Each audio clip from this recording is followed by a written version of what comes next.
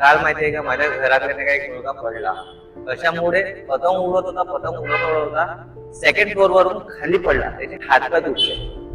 गरीब आहे बिचारा, त्याला हॉस्पिटलमध्ये तात्काळ नेलं आणि डॉक्टरने ऍडमिट सुद्धा केलं.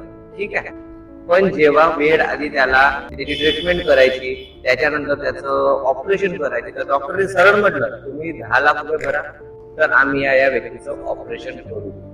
पण तेच जर समजा एक खूप अमीर बापाचं जर पोरगं असतं ना, डॉक्टर साहेब असं असं झालं, डॉक्टरनी काही विचार नसता केला, पटकन ऑपरेशनची तयारी सुरू केली. का बरं? कारण की त्या व्यक्तीकडे पैसा आहे, आणि ज्या व्यक्तीकडे पैसा नाही आणि त्याचा मुलगा खूप जास्त बिमार आहे, म्हणजे इतका मोठा अपघात झाला त्याच्यासोबत आणि त्याला जास्त नीड आहे, पण तो पैसे नाही भरू शकत, त्याच्याकडे पैसे नाही, शेवटी त्याला काय करावं लागतं, सरकारी हॉस्पिटलमध्ये नेऊन टाकावं लागतं. तो मुलगा तिथे तडफडत मरून जातो, पण त्याचा उपचार केला जात नाही. का बरं? कारण की तो गरीब होता, त्याच्यामुळे त्याचे पैसे नव्हते. पैसे नसल्यामुळे काय झालं, तो जीवन गेलं, जीवन बर्बाद झालं. काय झालं? जीव गेला ना. ते जर त्या बिचाऱ्या व्यक्तीकडे पैसा असता तर आज तो जिवंत असता. म्हणजे तुमच्याकडे पैसे आहे तर सगळं आहे, पैसेच नाही तर काही नाही आहे यार.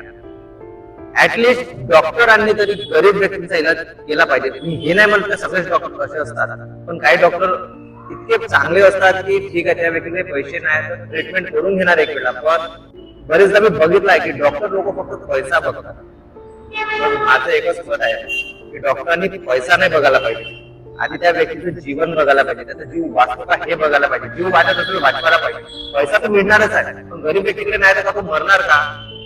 त्याच्या जीवनाची काही व्हॅल्यू नाही आहे का? हे असं असते.